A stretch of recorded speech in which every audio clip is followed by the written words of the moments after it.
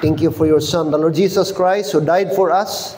Thank you for the gospel. Thank you, Lord, for the great, the free salvation that we enjoy because of the Lord Jesus Christ. Father, I pray that you'd be with us today, and I pray, Father, that your word would minister to us. And likewise, I pray, Lord, for those who are not around. We pray for Jensel, and also, Lord, we pray for Nanay Juanita, Naisi, and some of our church members, and even our regular visitors, the couple, the Quezon couple. Pray for them, Lord, that they will be with you will be with them, and also, Lord, we pray for the comfort of Diaz family, for the departure of their loved one, Pastor Diaz. We are so sad upon hearing the news, Lord, that maybe yesterday or 2 days ago, Lord, he passed away. And I pray, Lord, for the work there in Tacurong City. May you be the one to, Lord, install another pastor.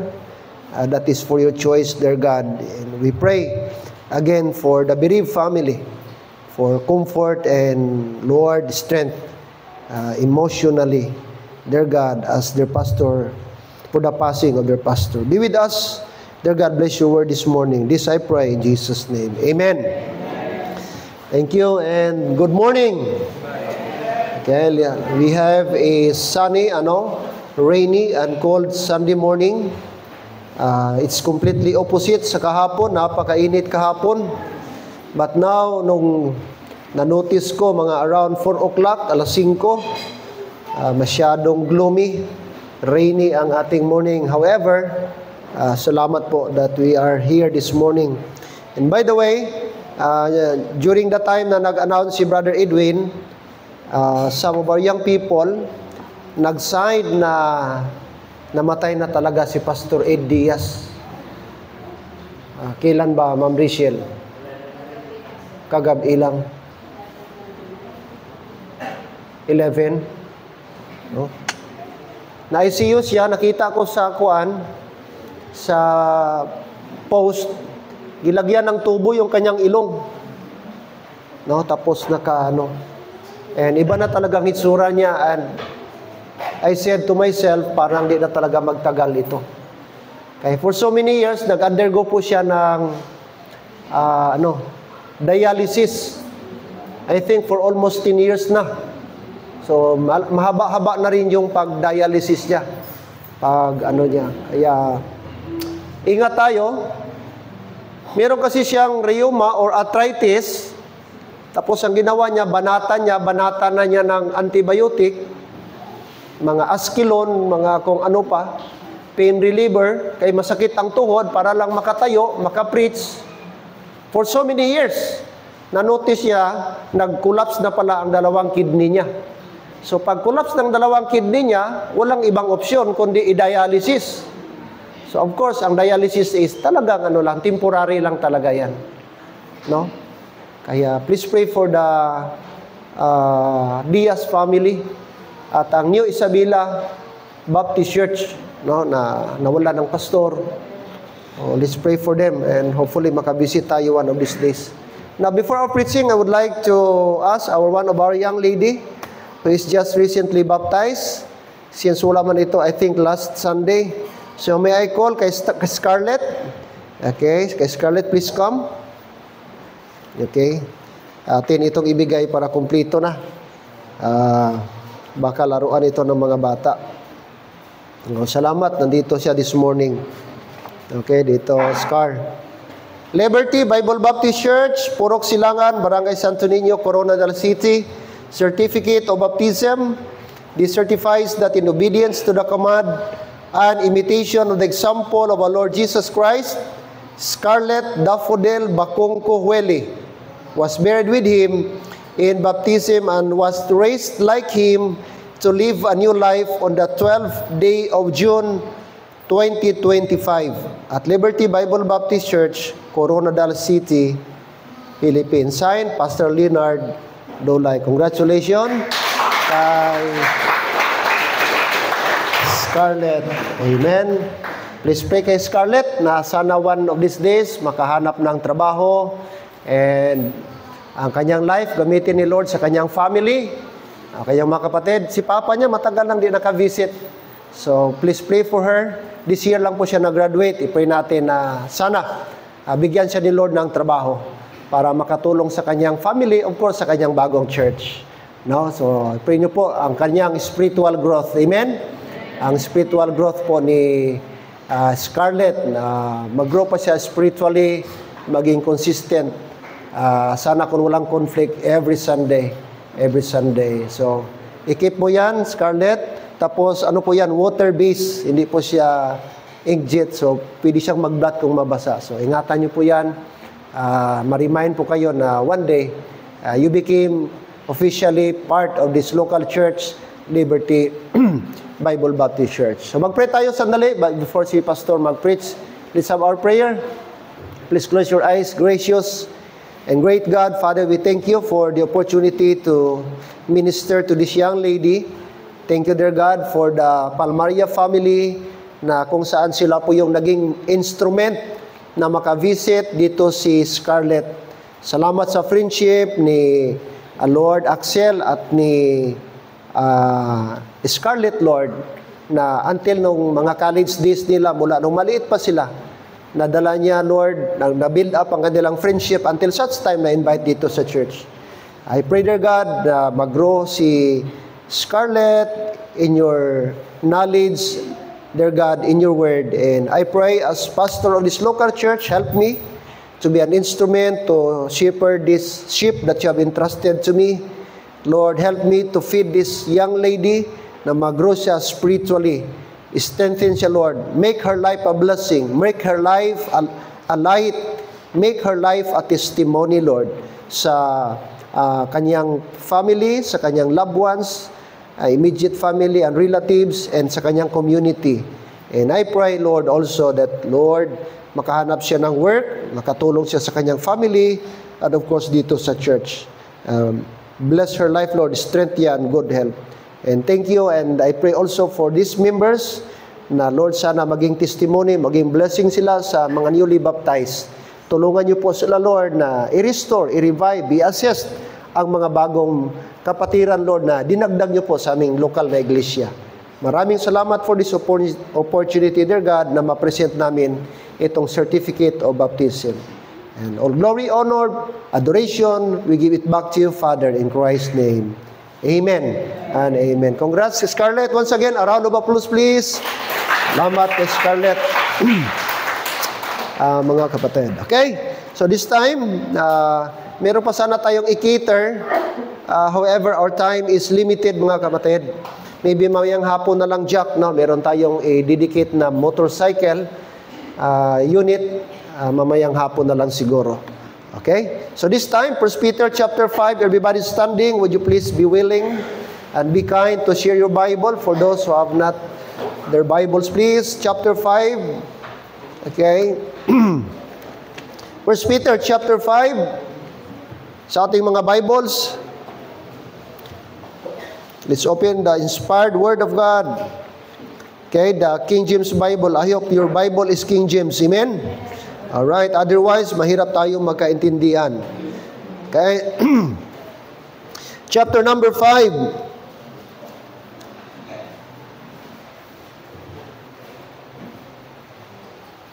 First Peter chapter 5. Let's read all together. Verse 1 to 4. Verses 1, 2, 3, and verse number 4. There are 4 verses we're going to read this morning. Alright? Verse 1, all together, read. The elders which are among you, I exhort, whom I am also an elder, and a witness of the sufferings of Christ, and also a partaker of the glory that shall be revealed. Feed the flock of God which is among you, taking the oversight thereof, not by constraint, but willingly, not for filthy lucre, but of a ready mind. Neither as being lords over God's heritage, but being in samples to the flock. And when the chief shepherd shall appear, he shall receive a crown of glory that fadeth not away. Amen. May the Lord bless the reading of His Word. Shall we come to the Lord once again? Father, we thank you for the passage of Scripture. May you bless us, and may you bless also the servant that is going to share this message, Lord, and help us to be reminded about the function of the elder, the pastor, the bishop, Lord, and his main job, dear God. And I pray that it will remind us, Lord, that we have this great business, great task, Lord, being a pastor, Lord, to feed the flock of God. And this is, Lord, not an ordinary task. It is, Lord, very delicate at the same time, Lord. We are accountable upon the flock, Lord, nag-i-entrust niyo po sa aming leadership. Kaya I pray that, Lord, at the end of the day, Lord, Judgment Day, I could be able to fulfill my function as pastor of your local church, Father God. This I pray in Jesus' name. Amen and amen. Be seated. All right. Now, our message this morning is all about the under-shepherd and the sheep. We all know that the shepherd is the Lord Jesus Christ. Amen? He is called shepherd, the great shepherd, and the good shepherd. So, it was never called that the pastor is shepherd, but it was just he called a under-shepherd, under the great shepherd, the Lord Jesus Christ. So every pastor of the local church is called under-shepherd. Amen? And the sheep is referred, although dispensationally speaking, refers to Israel, but here, mga kapatid, ginamit po ni Peter na picture din po ang sheep as the flock or herd, no? Grupo po ng mga sheep, the flock. Alright, that it refers to the members of the local church. So we're going to use the word the under-shepherd and the sheep, which refers to the members of the local church. Now, we're going to discuss later, mga kapatid. Now, first and foremost, ano po yung definition? A sheep is a four-legged farm animal with a thick, woolly coat. So, kakaiba po siya sa kambing. Ang kambing, medyo manipis po yung kanyang balahibo. Amen po ba? Samantala, ang tupa, ang karnero, medyo makapal. Makapal po ang kanyang balahibo. Sheep are raised for this wool, as well as for meat. And they're known for their habit of staying close together in a flock. Nakadisenyo po ang kanilang balahibo kasi may mga area na ang climate napakalamig. Kaya protection po nila yon, parang jacket nila, parang coat nila, yung makapal po na kanilang balahibo. Okay? Parang mga polar bear. Ganon din po. Okay? At ito pong tawag nito, tupa, ay known po sila sa kanilang habit na close together in a flock, talagang intact po sila, nagagrupo-grupo sila. Seldom lang po, lalo na sa Middle East, seldom lang po yung karnero humihiwalay. Most of the time talagang dikit-dikit po yan sila, lalo na sa mga area na medyo malamig, Brad. Nag-anuhan po yan sila. Okay? Next is,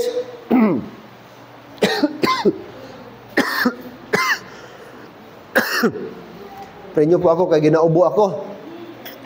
Konti lang tulog ko kay napulaw ako, Brad, sa sarili kong ubo. Alam niyo minsan kahit kano ka kaantok, Brad, pag ginaubo ka talagang magising ka talaga. Ha? At timid. Ano pa? Defenseless creature. Okay? So tinawag po siya na timid and defenseless. Hindi po siya masyadong aggressive. Hindi siya katulad sa kambing na minsan ang kambing, makita ka lang gaano na kaagad. Di ba? Parang kahit hindi ka gaano, pero pag makakita, I don't know kung naka-observe kayo, may mga kambing na kahit hindi mo siya ginaano, lapitan ka tapos mag-attempt siya na ibunggo. Pero sa karnero, di ka makakita ng ganon. Wala silang attitude na magganon. Kasi ang attitude po ng Yung tupa is timid. Parang mahiyain siya, parang ano siya. Ganun po yan. Although may mga breed na tupa na may mga sungay. But mostly, sa mga sheep, wala silang sungay. Like I said, hindi lahat, pero may mga breed na may sungay, pero seldom lang po. Unlike sa kambing, nature talaga sa kambing na may sungay. Nakadesign talaga sila, Brad.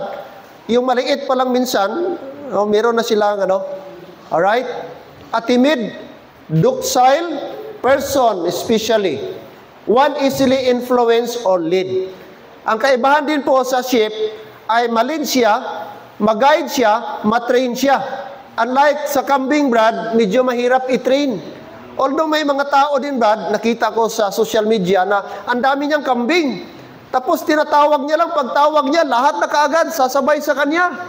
Walang higot-higot, walang tali-tali, Brad. Tapos meron silang area talaga, nandun sila. Pagtawag sa kanila, sabay-sabay na po sila. No? Pero seldom lang po yon, mga kapatid. Okay, now, ano pa? Gestation, yung ano ba yan? Panganganak? Pagbubuntis? Anong period? 152 days yung pagbuntis niya until manganak. So 152 days, mula nung nabuntis yung karnero hanggang sa kanyang panganak, 152 days. Term for young. Yung anong tawag sa mga maliliit? Yung maliit na mga tupa, tinawag siya na cosset or lamb or lambkin. Oh, iyan po. Lamb. Collective noun, flock, fold, herd. So pag maramihan na po, grupo na po sila, ang tawag po doon herd. Ang tawag po doon is flock. Flock, no? Collective noun. Okay? And fold, tinawag siyang fold. Kaya may tinatawag tayo sheepfold. Lagayan, kulungan ng mga tupa. Sheepfold ang tawag doon. Okay. Ang isang adult, tumitimbang po siya ng 160 kilogram. Okay? Ang lalaki po, 45 to 160. So mabigat din, no? 3 kaban ng palay. Oh, yan. Ang babae naman, 45 to 100 kilogram. So mas mabigat po yung lalaki. Di ba nakita nyo, mas malaki talaga usually ang lalaki compare sa babae. Alright. And ang lifespan po niya, ilang taon po siya? 10 to 12 years.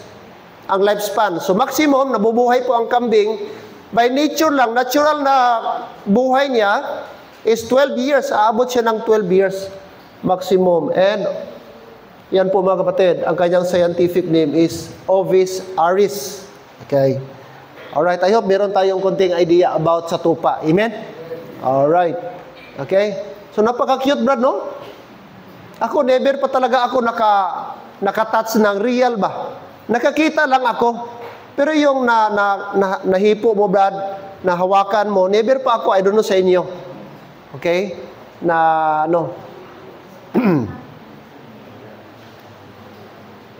Alright, now, the Bible principle, Jesus Christ is the good shepherd, and the sheep, the people of God, Israel, dispensationally speaking. Now, by dispensation of grace, Jesus Christ is the great shepherd.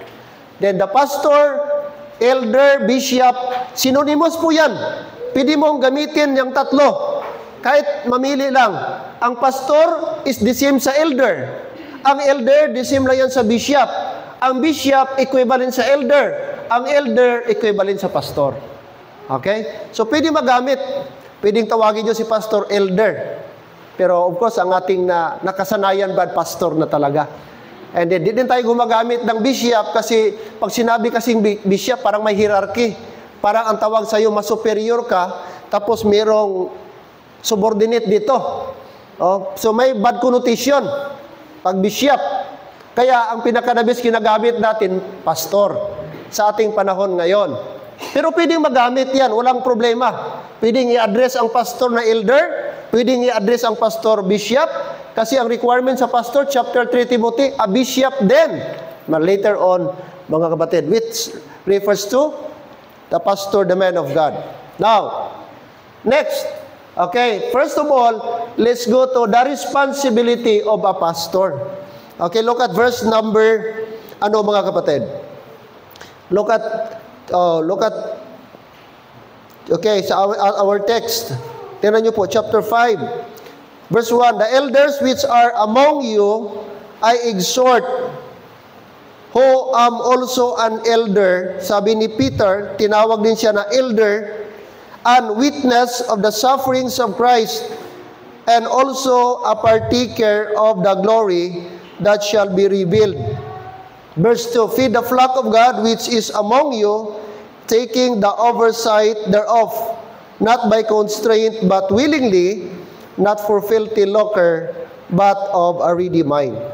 So first of all, first is that the responsibility of a pastor is to lead the sheep.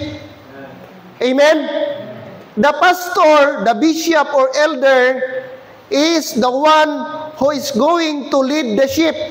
Not the sheep leading the shepherd. No. It was the shepherd who is going to lead the sheep. And it is designed for a sheep to have a leader. It is not normal for a sheep who has no shepherd. If you look at kahit sa history, bawat tupa, nakadesign talaga na may shepherd. May nagalid sa kanila. May somebody na nagaguide po sa kanila. Kaya hindi po normal sa isang local church na walang leader, walang pastor. Kasi ang design ng Diyos na mayroon talagang somebody na mag-lead. Are you listening? So, the pastor should lead. Number one, he has to lead by example. Kaya dapat ang pastor, example. Number one, example in serving. Kaya, pag may nakita po kayo, pastor, sige lang mandar-mandar, tapos wala ka trabaho, ba, di yan nag-qualify. Kasi dapat, ang normal sa isang pastor ay lead by example. May mga kilala din akong pastor na parang busi ang dating ba? Oy, Brad, di ka. Oh. Hindi dapat ganun. Dapat kung mayroon man nagatrabaho, number one, nagalid ang pastor. Oh? Kung nagaturo siya, mga kapatid, about soul winning, dapat nandun siya example. Kung nagaturo about giving, dapat ang pastor, una sa tanan, siya ang nag-example ng giving. Are you with me? Lead by example. Lead the sheep. Lead the sheep. Kaya dapat i-acknowledge natin, sa simbahan natin, mag-designate si Lord na leader. At isa lang po ang gilagay ni Lord Brad na leader sa church. That is the pastor. Amen? Okay lang, meron kang associate pastor, assistant pastor. Pero hindi pwede sa isang simbahan, dalawang senior pastor. Kaya problema kung dalawa ang leader. Bisim sa ating tahanan, dapat isa lang ang leader, which is the husband, Brad. Amen? So, leadership. Leadership. Leadership. Look at verse number 2. Look at verse number 2. Or verse number 3, rather. Let us read verse number 3, please. Okay? Verse number 3, ready? Go. Neither as being lords over God's heritage, but being in samples to the flock. The word in samples, that is Old English. The same lang yan sa example. Huwag kayong malito. Okay? Anong sabi ng verse 3, Brad? Neither as being lords over God's heritage. Yung po bang busi type? Boss ang tingin mo sa sarili mo. Mas mataas ka. Parang managerial ang dating sa leadership mo. Hindi dapat ganon. Dapat ang pastor is meek. Dapat ang pastor is diplomatic. Dapat ang pastor, ang kanyang leadership is not necessarily magsigaw-sigaw ka sa mga membro. Kahit meek lang na pastor, as long na meet ang requirement sa Bible. Hindi po, Brad, hindi po, how would I say it, na guarantee na busi ang dating mo, ikaw na yung leader. Kasi sabi dito, shepherds usually take the sheep out into fields so that they can graze, eat the grass. So dapat ang isang pastor, ilid niya ang kanyang mga sheep, ang shepherd, doon sa field na kung saan abundant, makakain talaga ang isang sheep. Alright. Lead the sheep. Pangalawa, protect the sheep. Amen. Protect the sheep. Shepherds watch for enemies who might attack the sheep and they defend them. When necessary, they tend to seek or wounded sheep and search for and rescue lost or trapped ones. Kaya may shepherd.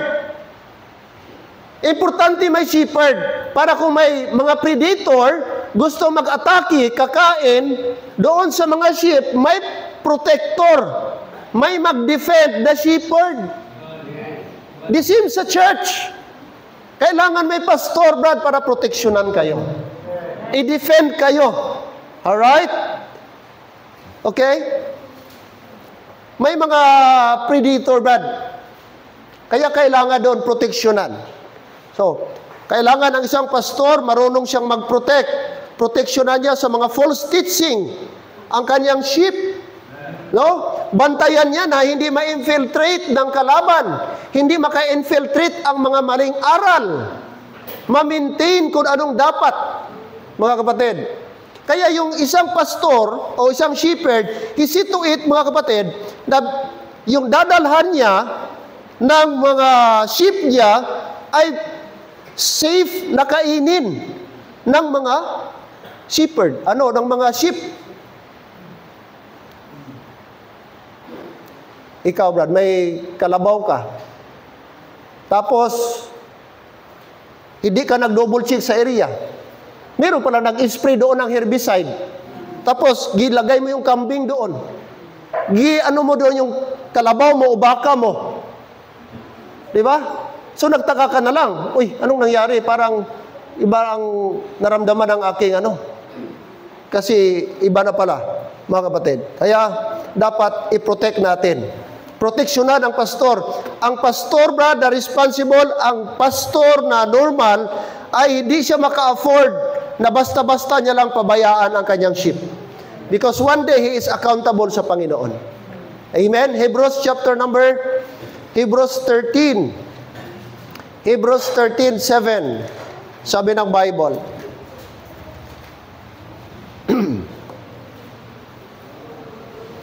Hebrews 13 verse 7. Look at verse 7. Remember them which have the rule over you, who have spoken unto you the word of God, whose faith follow, concerning the end of their what? Conversation. Mga kapatid. Verse 17. Obey them that have the rule over you, and submit yourselves, for they watch for your what? Souls, as they that must give account, that they may do it with joy and not with grief. So ano ang pastor? Watcher. Sabi ng Bible, for the watch for your souls. Kaya dapat ang isang sheep, dapat mag-submit doon sa leadership ng kanyang pastor, sapagkat ang pastor, accountable sila, as they that must give account. Kaya napakalaki po yung responsibility namin. Responsibility ko as pastor. Whatever happens sa inyo, accountable po ako, mga members. Amen? Na-realize nyo ba yan?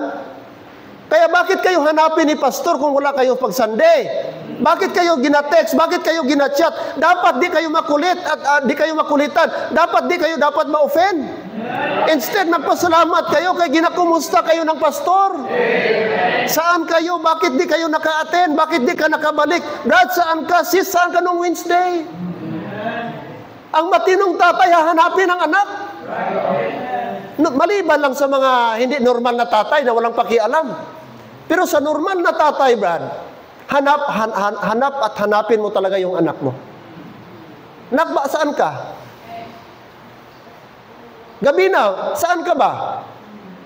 Saan ka nagpunta? Sinong kasama mo? Ganon ba kayo, parents? Ganon din ang pastor. Amen? That is a sign, nag-care kayo ng pastor. Sign na concern si pastor sa inyo. So kung ang pastor ninyo wala naghahanap sa inyo, something is wrong. Something is wrong. Alright? So, protect the sheep, mga kapatid, sapagkat accountable ang pastor. And the third, okay, is the responsibility of the pastor, Brad, to lead the sheep. Second, to protect the sheep. And next is to feed the sheep. To feed the sheep. Look at let's go back to Peter, to chapter number 5. 1 Peter chapter 5. 1 Peter chapter 5. Look at verse number 2. Look at verse 2, please. Feed the flock of God, which is among you. Amen? Underline the word, feed the flock of God. What was the function of an elder? To feed the flock. He has to feed the flock. He is duty-bound to feed the flock. That's his primary duty, to feed the flock of God. What is he going to feed? The Word of God. Amen? The Word of God. Kaya nga mga kapatid, shepherds usually take the sheep out into the fields so that they can graze or eat the grass. Kahit po mga kapatid, maganda yung kulungan po na ginawa po ng shepherd. Kung hindi naman niya pinapastol, walang kwenta. Kasi ang pinaka-importante na yung mga sheep, mapapakain niya, dalhin niya doon sa damuhan. Na dapat yung pag-uwi busog na busog. Yung tatay ko, kasi meron kaming kalabaw, dalawa yung kalabaw namin nung una. Pag nagpastol kami ng kalabaw, alam niya Brad kung kulang o busog. Dito para sa gilid yan, parang merong bulsa-bulsa o parang yung nagaganon. Alam niya pag busog kasi parang mag-flat yan. Pero pag kulang talaga, alam niya, saan mo gidala ang kalabaw? Saan mo gidala? Saan ka nagpakain? Anong ginawa mo? Baka nagsige ka lang panirador, tapos ang kalabaw doon walang kain. So tiyak, pagbalik, minsan ginapalo kami, pag kaya minsan mawili ka man ka panirador, yung bata pa. So galit yung tatay ko pag So ibig sabihin ba, dapat ganun din, dapat ang mga members, dapat ang pastor, ang concern niya, na every Sunday, o merong pananambahan, dapat he see to it na makakain ng mga membro. Amen. Dapat healthy, dapat ang iserve ng isang pastor. Hindi panis.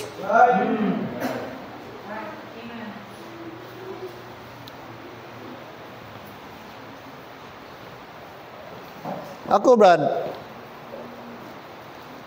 bago ako magkain sa isang karinderya or restaurant, hindi lang gina-consider ko yung maganda ang ambience, magandang decoration, maganda ang pwesto. Ginapili ko yung ginapilahan. Biskan turo-turo lang yan, biskan higad lang yan sa dalan, kapag ka ginapilahan yan, ibig sabihin, may something. Tama? Ibig sabihin, may lasa yun. Bakit maraming tao dito? At doon ako naengganyo sa mga tao na nagapila. Kaysa magandang lugar, malamig na lugar, disente na lugar, pero walang nagakain. Nakuha yung point? It doesn't mean maganda ang building, magandang facility. Ang tanong, ang teaching, kumusta? Di tayo mag-after doon sa building. Di tayo mag-after sa facility. Mag-after tayo sa teaching. Teaching is everything. Teaching is what will matter. Si Jesus Christ, walang magandang building katulad sa atin. We are blessed na kahit gaulan, gahangin, komportable tayo sa loob. Praise the Lord sa opportunity. Pero sa time ni Jesus Christ, Christian sa time ni Jesus Christ, walang ganito. But ang teaching nila, klaro. Amen. Kaya huwag tayong ma-impress doon sa mga building na yan. Kaya kung sa building tayo mag-matter, ay mag-mormons na lang ta. Tama? May basketballan pa. Na lang ta, magmanalo na lang ta. Kung mag-after man tayo sa building, o kaya mga Jehovah's Witness, kay uniform din simbahan nila. Doon na lang tayo. Kung wala tayo, mga kapatid, doon sa teaching. So, ganun din dapat ang sheep, mga kapatid, ang shepherd, to feed the sheep. Amen? The responsibility, primary responsibility of the pastor is to feed the sheep. He see to it na hindi malnourished ang mga sheep niya. Hindi sickly ang mga sheep niya. Kaya pag pastor di ka study, pastor mga kapatid na, hello?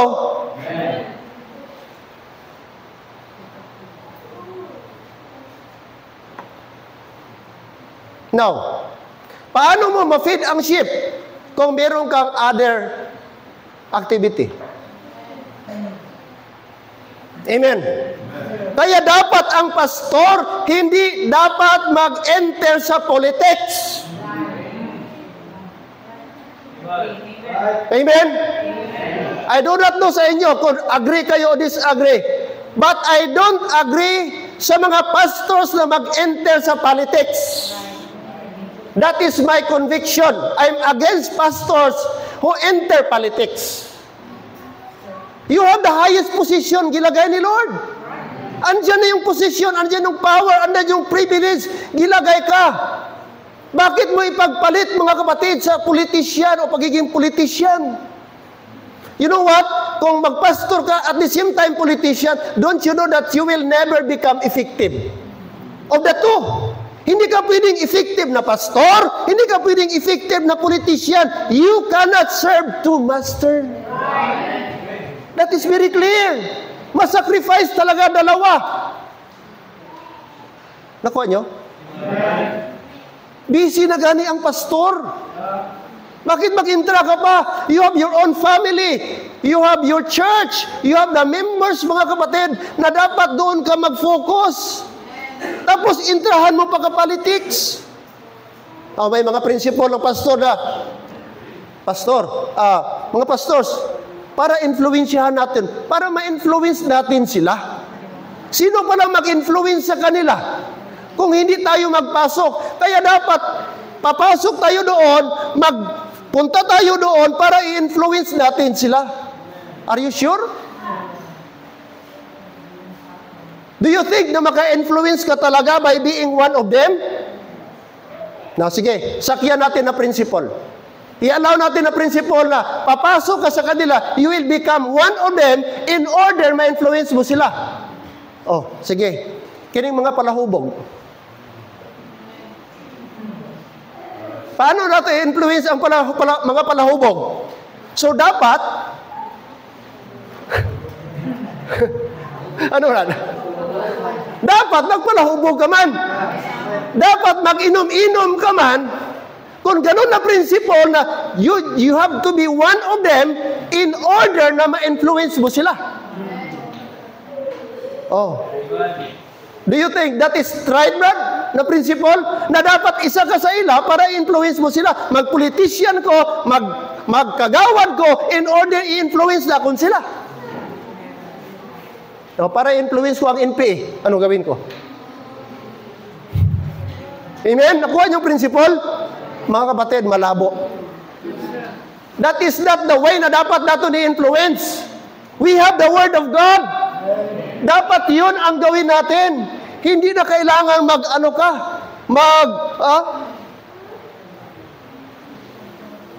kakalungkot mga kapatid, mga pastor ngayon, nawawala na ang respeto ng mga tao. Dahil sa mga pastor, Brad, pumapasok sa politika. At ang very sad reality, are you still there?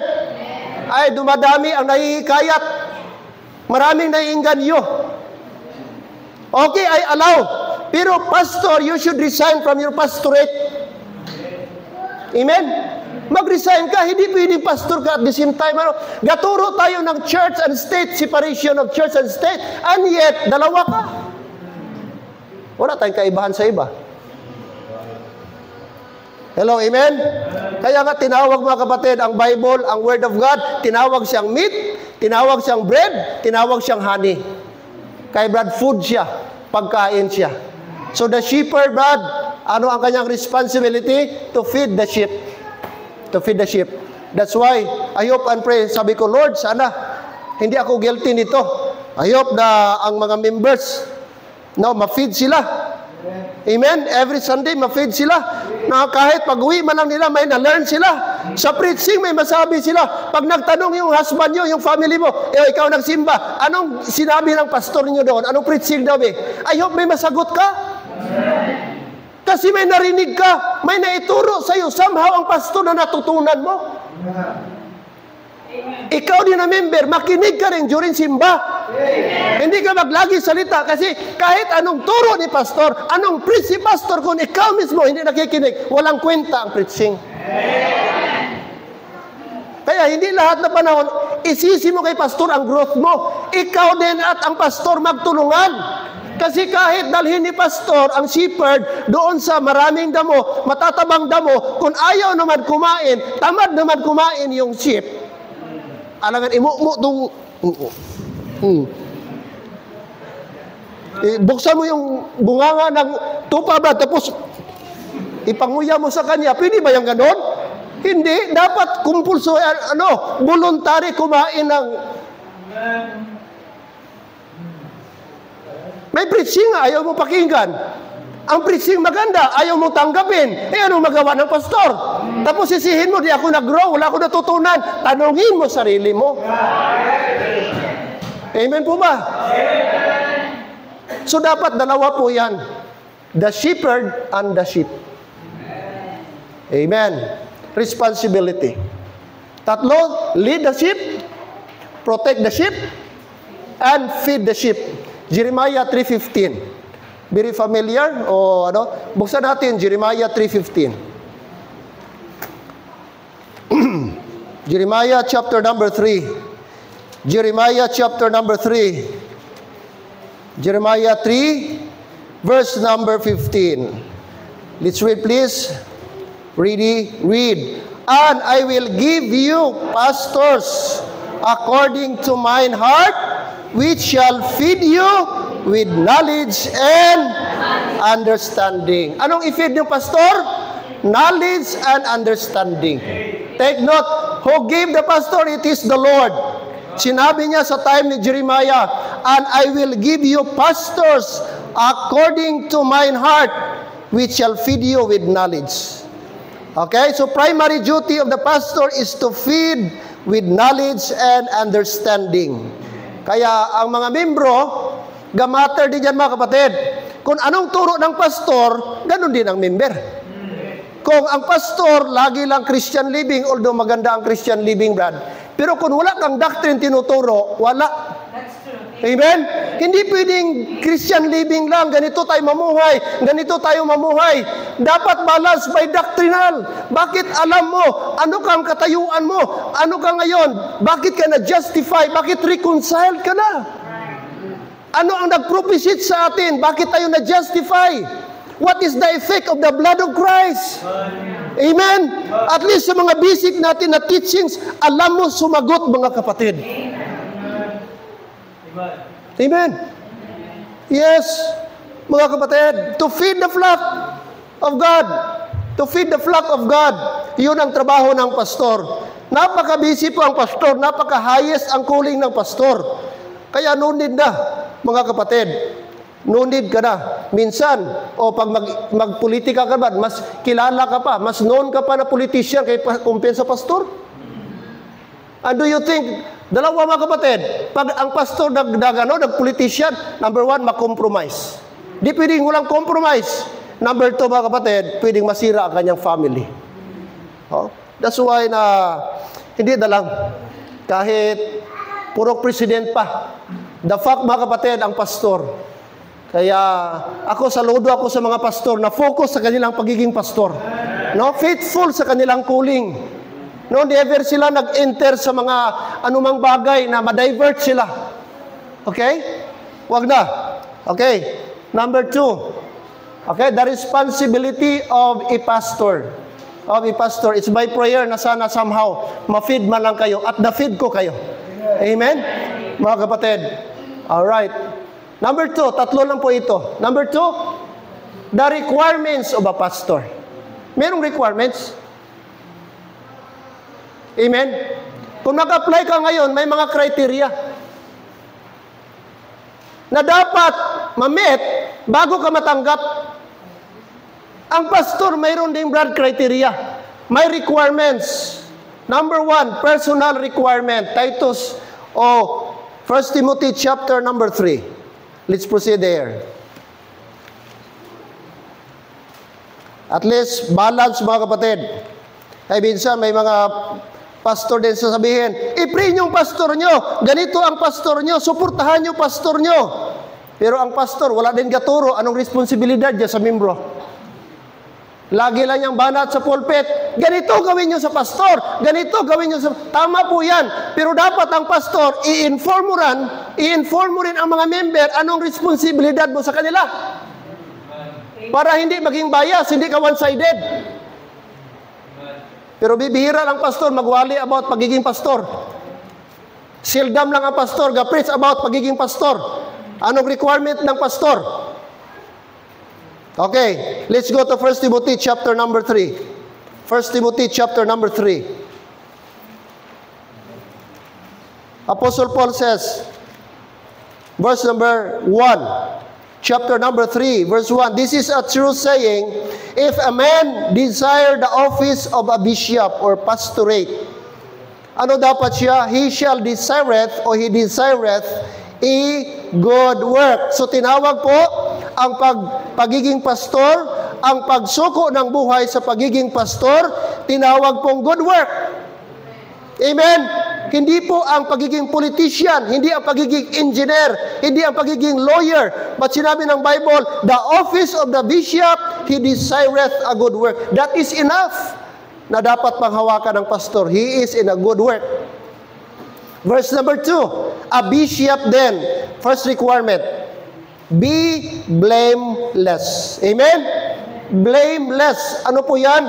Less to blame. Hindi ka dapat laging, sablay ba? Dapat ang pastor firm.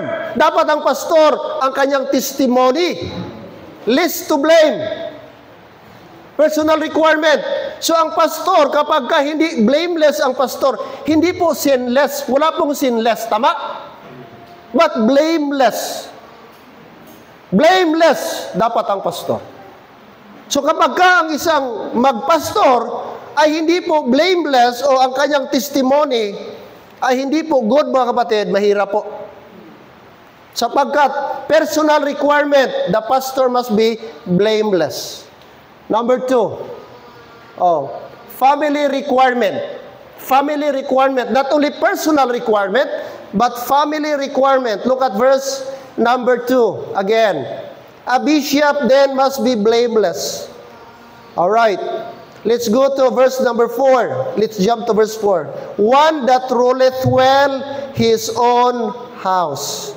So pangalawang requirement, Brad, dapat ang kanyang sariling tahanan, ang kanyang pamilya, na guide po niya ng proper. Amen? Ibig sabihin, supportive. Andyan yung wife niya, andyan yung mga anak niya, nagsusupport sa kanya. Submissive sa kanya. Hello? Paano yan? Gawali si pastor, andyan si misis, anak, tapos gakumod-kumod. Pati kasi na. Pati ka kay papang munak ah. Mismo asawa, hindi kumporme. Mismo anak, ara dira, hindi kumporme. So paano ka maging effective dito sa pulpit kung mismo ang anak mo, di makita sa buhay nila na example sila?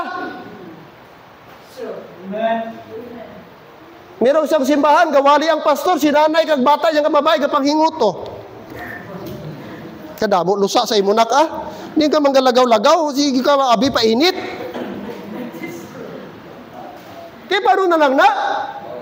Gawali ang pastor, kapag hinguto dito ang nanay kag ang bata niya. Tama bala na? But silingon way ka respeto. But silingon way ka gapati sa imo bana. Sa leadership sa imo bana. Kag way ka respeto sa simbahan. For me, mga kapatid, hindi dapat ma-qualify ang pastor kung ang iya pamilya di niya madala. Sapagkat requirements number 1, pangalawa gali, nga dapat ang magpastor nagiyahan niya, nadumalahan niya sa insakto iya panimalay. Harapata? So kung ikaw gahandom ka magpastor, isituit anay nga kaya mo ba? Supportive ba imo pamilya? All out ba? Ang imo pamilya, bata mo, okay ba? Imo asawa, dedicated ba kung nagpastor ka? Kay basin mahimo silang kasangdaran.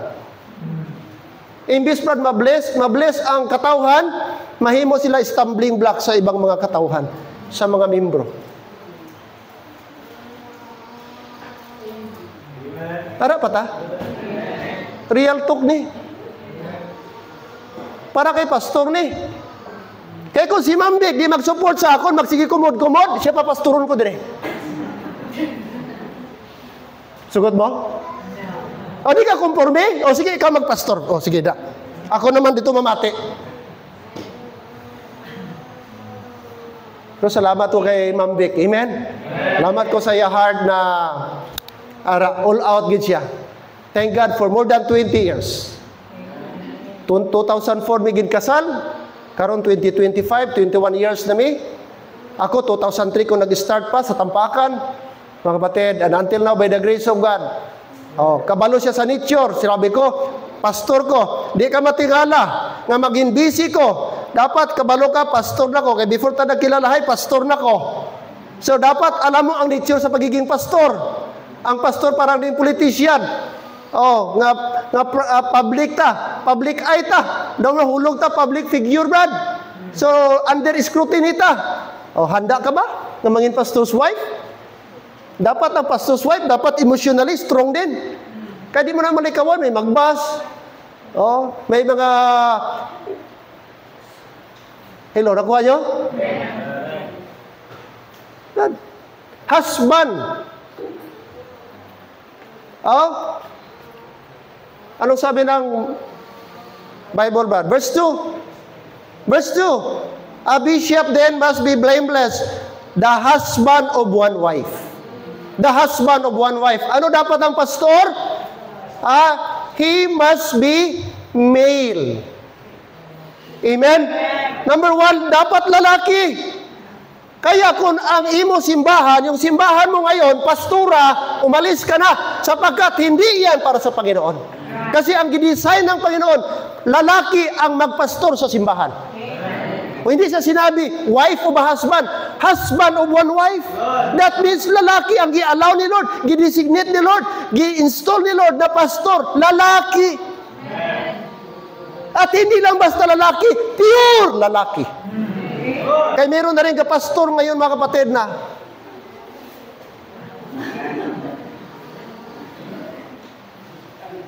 yes or no, Brad? May mga simbahan na sa totoo lang underground na as if ang pastor daw lalaki sa pulpito para pag ibang araw. Kaya mag-iingat tayo. Isituit nyo, pastor nyo, klaro. Amen? May asawa. Lalaki.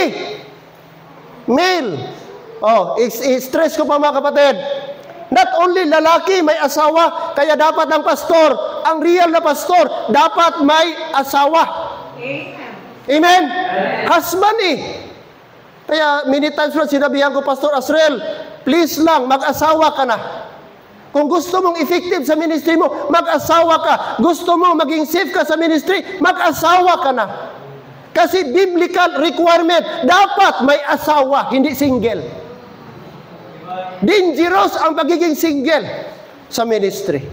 At hindi biblical na single ang pastor sa ministry. Dapat may asawa. Ang pastor nga nasa ministry, wala asawa, sige latagaw. Isip latagaw. Naintindihan nyo latagaw? Ano sa Ilonggo ng latagaw, Brad? Lagawan? Oh, isip lagawan ba? Lagaw pirmi Ano oras ta muli? Way man ta bata, nga gadali tahaw. Way man ta asawa, way man ka panawag. Oh, so mahimo siyang irresponsible. Unlike kung may pamilya ka, uy, on time, may asawa ko, may bata ko, buligan ko si Mrs. Ay, malaba ko, buligan ko si Mrs. Amo na, sense of responsibility, mag-mature isip mo. Pero kung single ka, bahala, mabuntagan. Bahala, sunod adlaw na mapuli. May mga amo sila nga pastor nga single. Dili focus sa Bible study. O, kadto naman dito, ditong fellowship, kadto naman. Yan ang disadvantage. Kaya dapat ang pastor, makinig kayo members, pag nawala si Pastor Dulay, pag namatay ako, Brad, ag-install nyo dito na pastor, huwag kayong kukuha ng single. Amen. Amen? Klaro? Kaya kung magkuha kayo single, kalagon ko kamo. Balikan ko kamo. Ha? Kaya gituruan ko na kayo. Nag-preach na ako na dapat ito ang requirement ng pastor.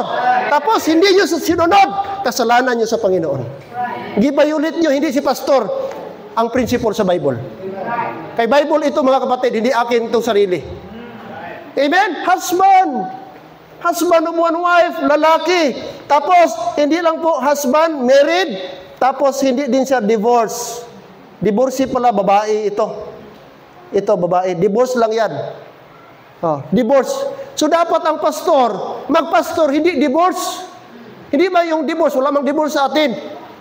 O annulled. Hindi dapat, Brad. Nagpastor ka, tapos biya ka sa asawa mo, separated ka sa asawa mo, kahit sabihin mo, pastor, annulled na kami, pero di ako nag-asawa. Hindi pa rin pwede kasi ang requirement, husband of one wife. Disqualified pa rin yun.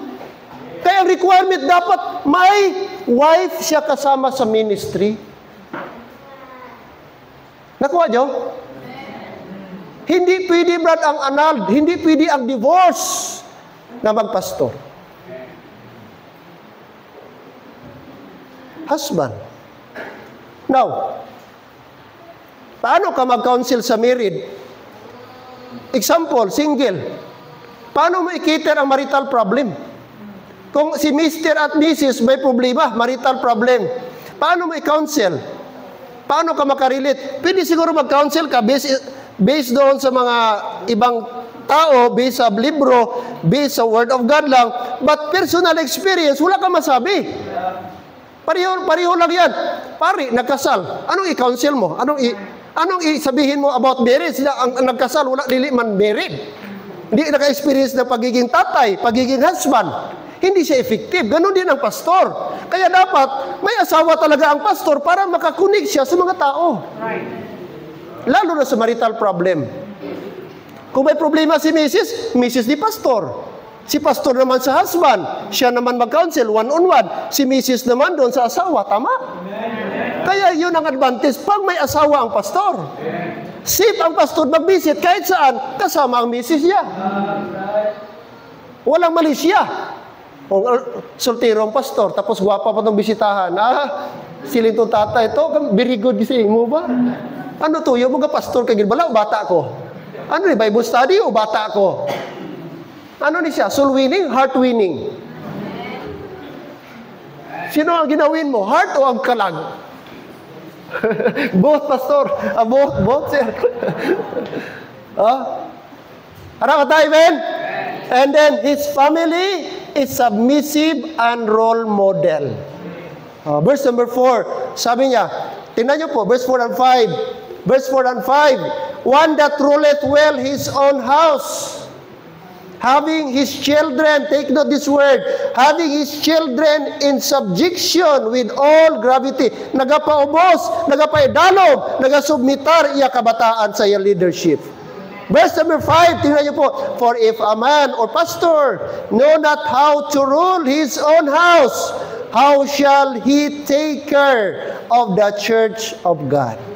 Yun ang dilema. Na kapag ka daw ang pastor, di niya magiyahan, madumalahan, ang iya panimalay, paano pa ang balay sa Diyos?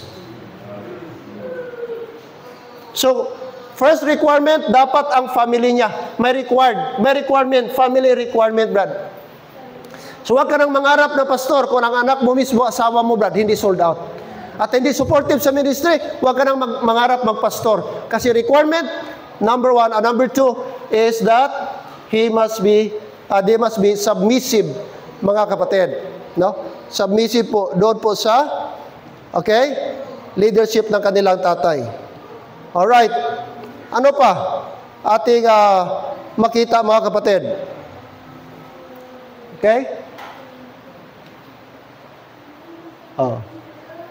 Next, community requirement. Merong personal requirement? Amen. Merong family requirement, dapat ang kanyang mga anak submissive sa kanya, a wife niya, nagasunod sa kanya. Next thing is that, tingnan natin ang Bible. Basahin natin. Anong sabi? Verse number Oh. Verse number 3. Verse number 3. Look at verse 3. Not given to wine. So dapat ang pastor hindi po lasinggero. Amen? Hindi. Not drunkard. Hindi dapat nagiinom. Ay, pastor, ano man lang to? Ladies drink. Pastor, tuba lang to. Hindi pwede. Anything na intoxicating, anything na makalasing, hindi pwede. In fact, the Bible says, that's not the unclean thing. So dapat walang pastor na makitang humahawak ng baso, maparid horse, tanduay, tuba, o whatever, anything na makalasing, dapat hindi gagawin ng pastor. Diyan pa tayo. Amen? Not drunkard, not given to wine. May mga pastor ba na minsan sa ref, pastor, ano lang niya, pampatulog, fighter wine, kag syuktong.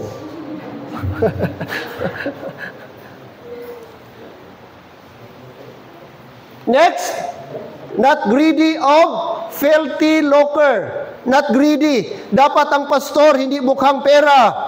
Amen? Hindi lagi ang kanyang topic, puro giving, puro offering lang, puro offering, lalo, may mga pastor, ginabas na lang kay, wala nang ibang topic, but puro giving na, well, importante ang giving, amen? Pero dapat balance, hindi dapat every Sunday, ganun na lang. Kasi, ang impression sa mga tao, ari naman si pastor, why naging iba na si pastor daw, di ba? Mga kapatid, hindi din. Kung naturuan mo yan ng tama, magkukusa po yan. Okay? Not greedy, mag-ingat ang pastor. Kasi maraming mga pastor ba nabibiktima sa materialism. Kaya sabi niya, not covetous. Not covetous. Not greedy of filthy lucre. At dapat ang pastor, hindi dapat mamuhay ng marangya o luxurious life.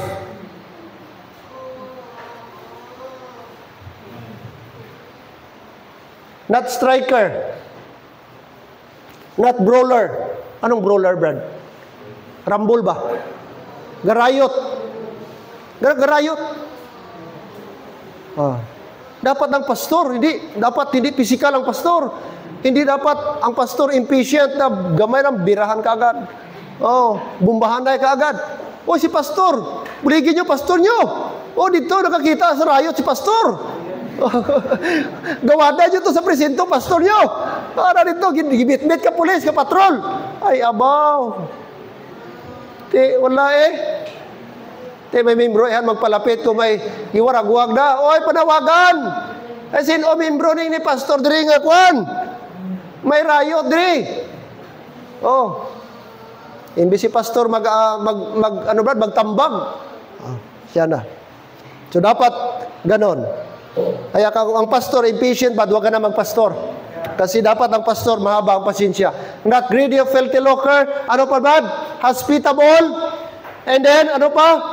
Good report of them which are without. Meron siyang testimony sa mga unbelievers. Amen? Without sa mga unbelievers.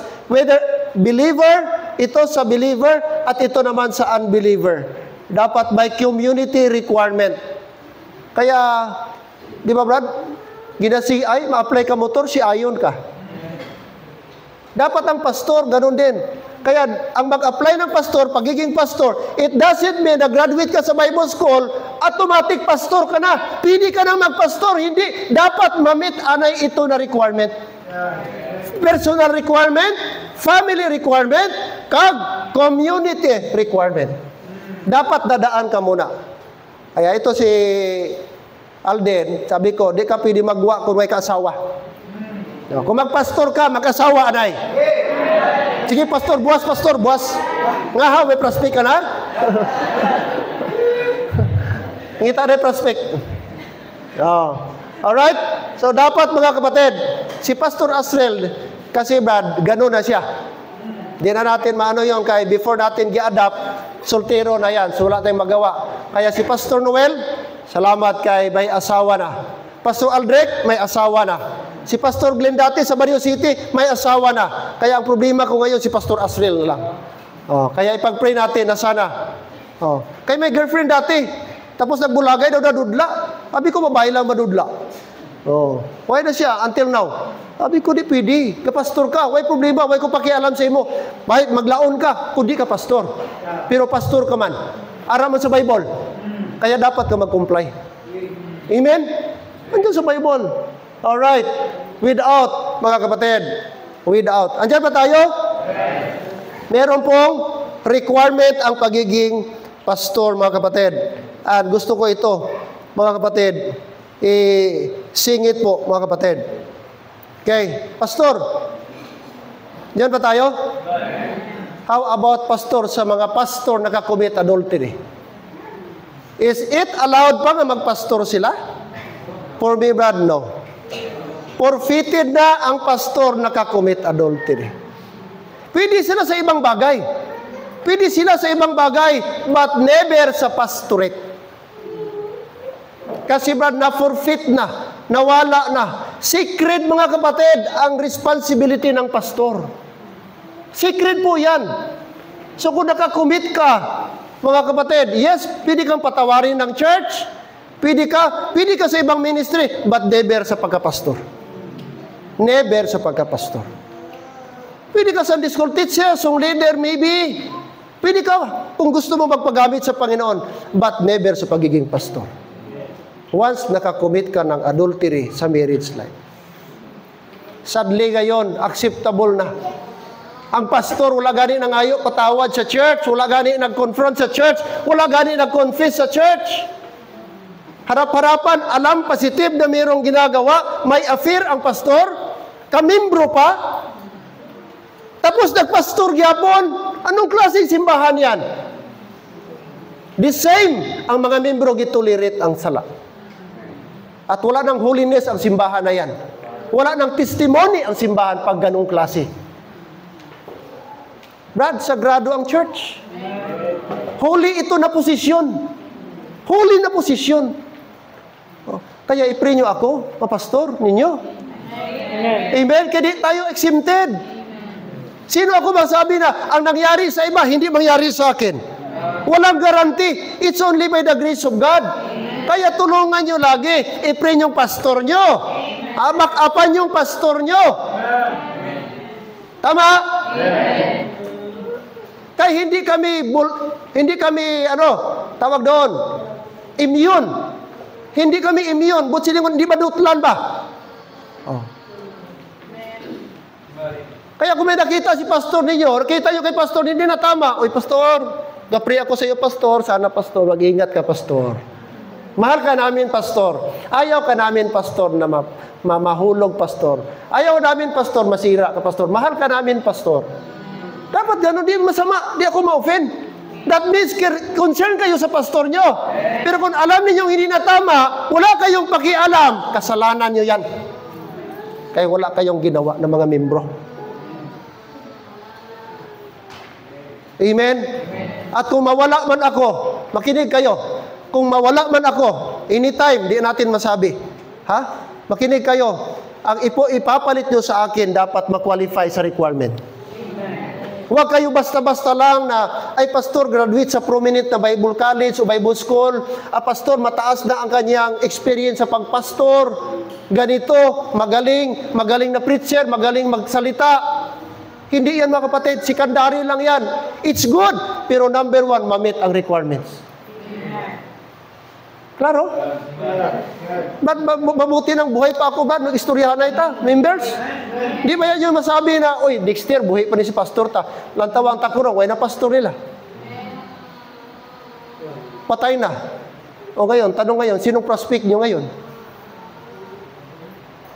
Sinong prospect? If ever,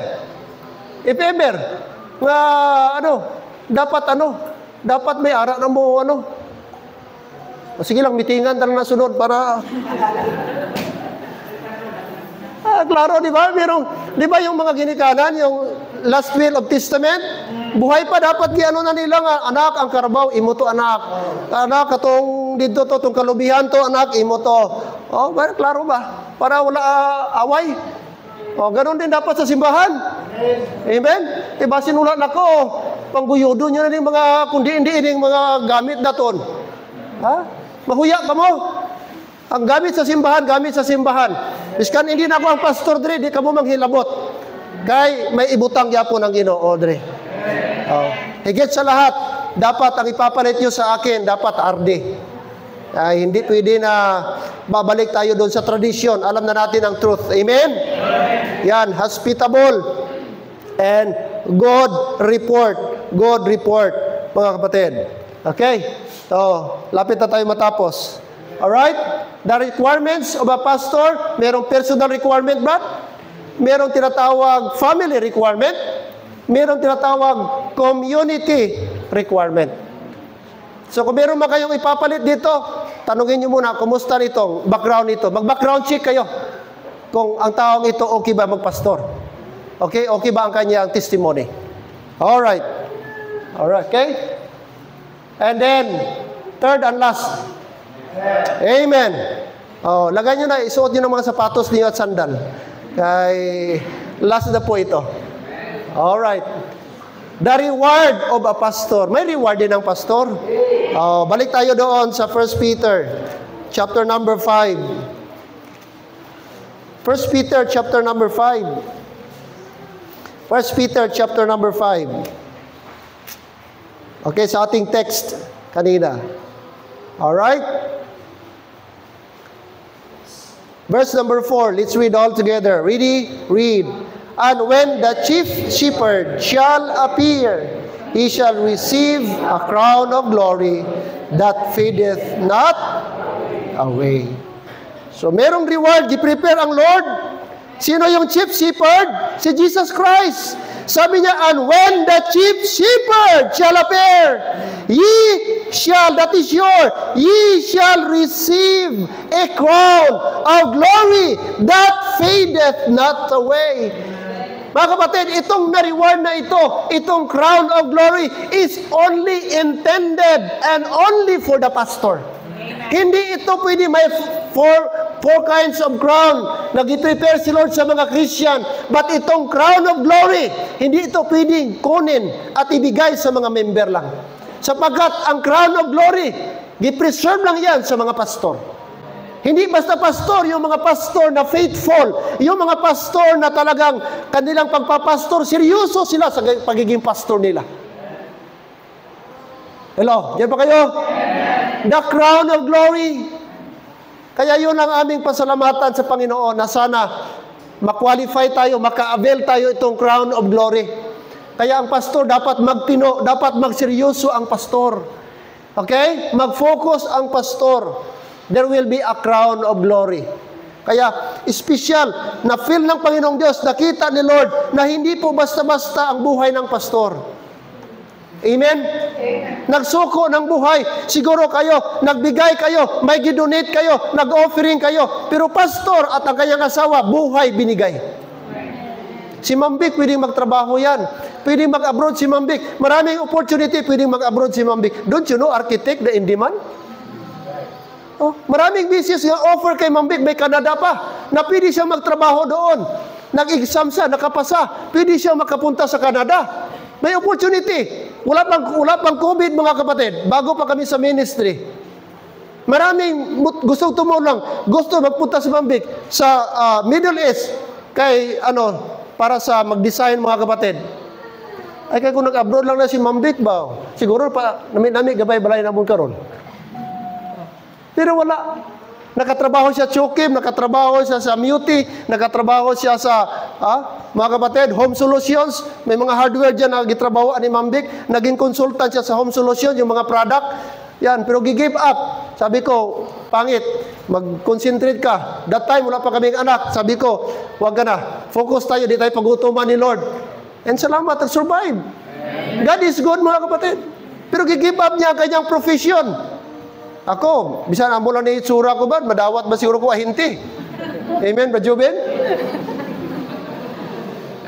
Kung magtrabaho ko sa labas, may magtanggap pa man siguro sa akin.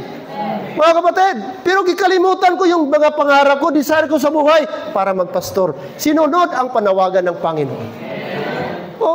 Mga kapatid, kaya ang pastor hindi po biro. Hindi biro ang buhay ng pastor. Imagine, ilan kayo bisitahan ni pastor, ilan kayo puntahan ni pastor, ilan pastor, may problema ako, ipag-pray ako. andun si pastor. Ang pastor, 24 hours. Matawagan, mga kapatid. Kaya, sabi ng Panginoong Diyos, there is a crown of glory. Para sa pastor, i-reward ng Panginoon para sa pastor. Mga kapatid, mga young people, huwag kang matakot. Kung may panawagan ka sa Panginoon, huwag kang matakot. It's a blessing na maging pastor. Kung sa iba nga, blessing sa kanila, pag may pari, may magmadri. Yes or no? Proud sila ba? Anak ko, madri. Anak ko, pari. Bakit magulang? Nay, mag-Bible school. Hindi. Eskwela. Eskwela ka. Mag-engineer ka. Mga magulang, kung may mag-surrender, huwag niyong pigilan. Amen? It's a blessing po.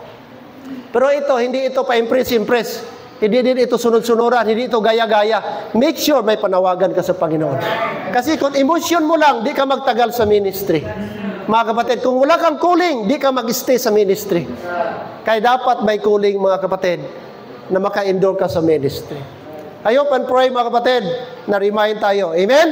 Na ang pagiging pastor, mga kapatid, ay kailangan tayo, sumunod tayo sa leadership ng pastor. Hindi man perfect ang pastor ninyo, pero I see to it, mga kapatid, maging blessing ako, maging testimony po sa inyong lahat. So, ipag-pray nyo lagi ang inyong pastor. Amen? Pray nyo kami ni Ma'am Vic, i-pray nyo ang aking anak. Okay, si Clint, alam nyo po, makulit. I hope, maging patient pa rin kayo kay Clint. No? Minsan, naano ako, pero I hope sana naintindihan nyo na si Clint, meron siyang hyper na abilidad o hyper na attitude. So, sana maging patient pa rin tayo kay Clint. But, ginaanuhan namin, ginadahan-dahan namin sa bahay, nak, mag-behave ka sa church. Nak, mag-behave ka sa church. So, I pray na sana as he grew up, sana mag-mature siya. 6 years old pa lang siya ngayon. Bigyan pa natin siya ng chance na sana mag-grow pa siya. Maybe by 8, by 10, siguro hindi na gano'n ang behavior. How I wish ang aking anak someday, diyan pa tayo, na sana makita ko dito. Makita ko dito na mag-perform sa mga bata. How I wish na someday 3 kami mag-song offering. Gijok-jok ko siya. Are you a choir member? No, daddy. Oh, look at your long sleeve. It's maroon. Look at the choir. Oh, they are red. Ati Tata, Ati Jisa. They are choir. No, I'm scared. Ganon siya. Pero I hope someday na dahan-dahan po siya, mga kapatid. Amen? Every head bow, every eye closed. Tayo po tumayo. Gracious and loving God, salamat po this after a morning, Lord, sa mensahe. Salamat sa reminder na, Lord, gi-instruct niyo po kami na ang isang elder, Panginoon, ay nilagay niyo po sa inyong local church. Salamat, Lord, na kayo po ang aming Father, kayo po ang aming Diyos na nakakita ng need ng bawat isa. Nakita niyo po, Lord, na hindi po normal sa isang simbahan na wala pong sheep under shepherd.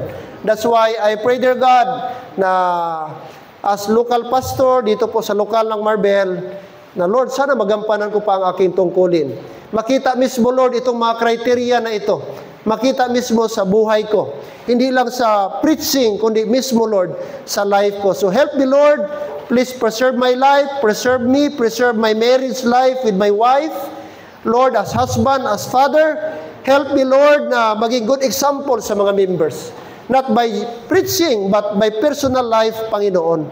Sana ma-qualify ako sa personal requirement, sa family requirement, at above all, Lord, sa community requirement. And I pray, Father God, na ang aking life naging blessing man sa mga members ng church na ito. I hope and pray na, Lord, pinag-pray nila ang kanilang pastor.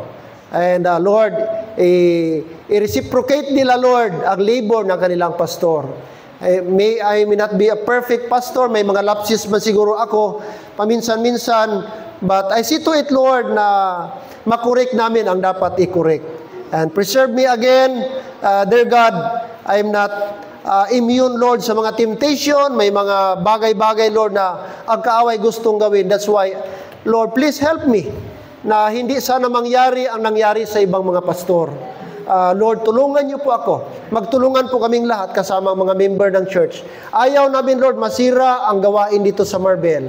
Ayaw namin, Lord, masira ang gawain sa aming church. That's why I pray for your mercy and, Lord, grace enough, Lord, magamit ko po every day. And help me to be more studious pa, magturo pa, mag-study pa more, para mayroon pa kaming maituro, Lord, na mga bagay sa mga members, so that I could perform, Lord, my duty to feed the flock. Nag-i-entrust you, Lord. One day, kung sila may malnourished, one day, ang mga members walang alam sa Bible, it is not because of the failure of the members, but maybe it is the failure of the pastor who failed, Lord, to feed the flock, who failed to put knowledge, Lord, doon sa mga members. Kaya I pray, O God, please help me. Help me, Lord, na sana pa, ma-improve pa, madagdagan pa, Lord, and sana maging receptive din at teachable ang mga members namin, Panginoon. Maraming salamat, Lord, for your mercy. And thank you, dear God, for another year. Lord willing, ibibigay niyo sa akin, madagdagan ang aking life this coming 16 of July. What a blessing, Lord. For so many years, ginagamit niyo kami ng aking wife dito sa Marbel. For more than 20 years, Lord, since I pastor this church, 2004. Thank you, Lord.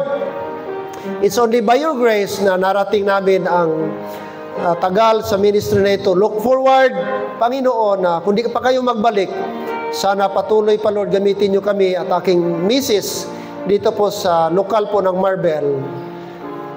Remain standing, mga kapatid. Narinig po natin ang ating message ng ating pastor. The responsibility of the pastor is to lead the flock, to protect the flock, and to feed the flock. But members, meron ding responsibility na willing tayong sumunod sa leadership ng ating pastor. Willing tayong magpasakop sa leadership ng ating pastor. This morning, can you come? Can you come out from your pew and pray for your pastor? Pastor, please pray for me.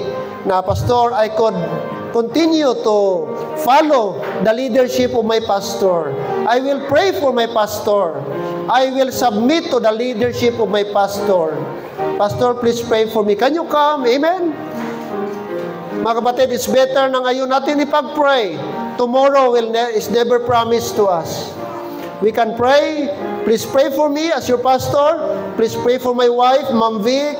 Please pray for my son, Leo Clint, na sana patuloy pa kaming gamitin dito sa Marbel hanggang gagamitin kami ng Panginoon.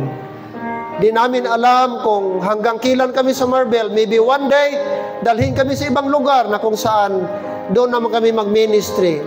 Only God can tell that, mga kapatid. But as long dito pa kami, who are willing, mga kapatid, to be used by God, I need your prayers. Pastor is not exempted in temptation. That's why please pray for your pastor. Amen.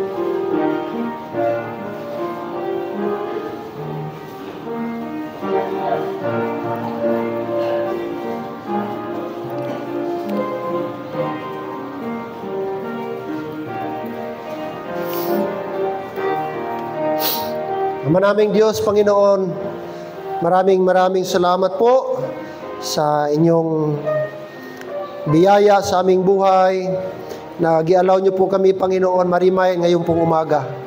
Salamat po, Lord, sa inyong salita. Salamat sa mga principle sa Bible na aming natanggap at narinig. And it's our prayer, Lord, tulungan niyo po kaming lahat na ang aming pinag-pray, Panginoon, ay tanggapin niyo po. Salamat sa mga members naging part sa buhay ko, part sa buhay namin ni Ma'am Vic, all the members of this church, bago man, matagal ng mga members, maraming salamat, Lord. May mga umalis man, but salamat, Lord, may mga members na natili.